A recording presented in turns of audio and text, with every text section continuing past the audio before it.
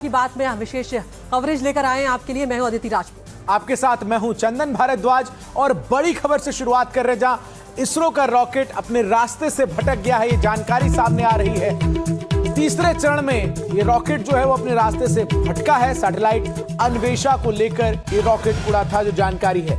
इसरो के chairman we Narayan ने कहा है कि PS3 फेज के आखिर में लॉन्च व्हीकल में ज्यादा गड़बड़ी देखी गई, जिसके बाद फ्लाइट पाथ में बदलाव का पता चला। उन्होंने कहा है कि इसरो डेटा का एनालिसिस कर रहा है और जल्द ही डिटेल्स भी शेयर किए जाएंगे। तो आंध्र प्रदेश के श्रीहरिकोटा में सतीश धवन स्पेस सेंटर से ये मिशन लॉन्च हुआ। PSLV C62 अपने साथ US N1 और 15 को पैसेंजर सैटेलाइट ले गया है और 14 को पैसेंजर को सन सिंकोसिस ऑर्बिट में डालने की यहाँ पर योजना है। तो अब किस तरह से ये स्थिति देखी जाएगी, यहाँ पर इसरो लगातार नजर बनाए हुए है। तीसरे चरण में रास्ते से ये भटका है, ये फिलहाल जानकारी सामने आ रही है। सैटेलाइट अन्वेषा को लेकर उड़ान इसने भरी थी, एक बड़ी कामयाबी के तौर पर इसे देखा जा रहा था, लेकिन फिलहाल यहाँ पर एक झटका लगते हुए नजर आ रहा है। भारत में अंतरिक्ष की तीसरी आंख के तौर पर इसे कहा जा रहा था और फिलहाल उसके रास्ता भटकने की खबर यहाँ पर सामने आ रही है। अन्वेषा सैटेलाइट ऑर्बिट में तैनात नहीं हो सका। इसको लेकर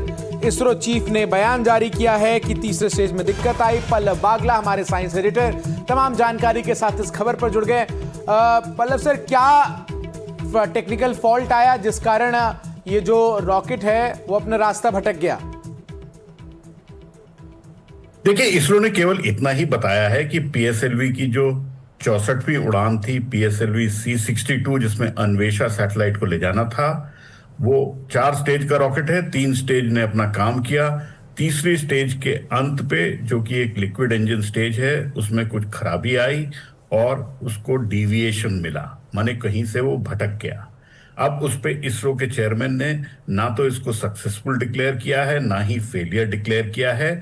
आमतौर पे ऐसा नहीं होता है, एनालिसिस कर रहे हैं उसको। लेकिन बड़ी बात यह है कि ये PSLV का मिशन जो था, पिछले साल 2025 में भी एक फेलियर हुआ था और वो 3rd स्टेज में ही फेलियर हुआ था जी। अभी भी जो डिविएशन आया है वो 3rd स्टेज ऑफ रॉकेट में ही आया है। तो कहीं ना कहीं 3rd स्टेज जो है वो भारत को कोई दिक्कत दे रही है। और अभी ये कहना कि ये पूरी तरह फेल हुआ है या सक्सेस हुआ है, ये तो इसरो के चेयरमैन ही बताएंगे। लेकिन आम तौर पे अगर 3rd स्टेज में कोई अनोमली आती है और वो डिविएशन होता है तो सैटेलाइट को अंतरिक्ष में रखना मुश्किल हो जाता है। तो एक तो अन्वेषा सैटेलाइट था, लेकिन इसके साथ साथ बहुत छोटे छोटे और भी सैटेलाइट थे, कुछ बाहर देशों के थे, और 7 सैटेलाइट थे ध्रुवा स्पेस के हैदराबाद से। और मैं हैदराबाद से बात कर रहा हूँ आपके साथ। और ध्रुवा को बहुत उम्मीद थी कि वो इतिहास रचेगा आज 7 सैटेलाइट अपनी तरफ से छोड़ने का। तो कहीं ना कहीं इस लॉन्च में धक्का लगा है इसरो को।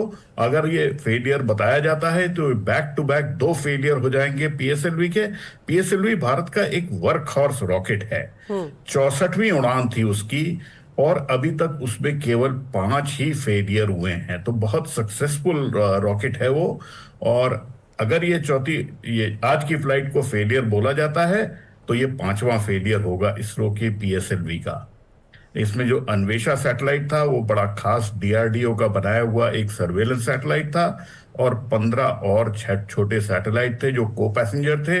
अब सबको धक्का लगेगा कहीं ना कहीं, और भारत के अंतरिक्ष प्रोग्राम को भी धक्का लगेगा, क्योंकि आने वाला प्रोग्राम जो है वो गगनयान का, चंद्रयान का, वो सब निर्भर है इस 3rd स्टेज की परफॉर्मेंस के ऊपर। तो कहीं ना कहीं आगे आने वाले प्रोग्राम पे भी रोक लगेगी।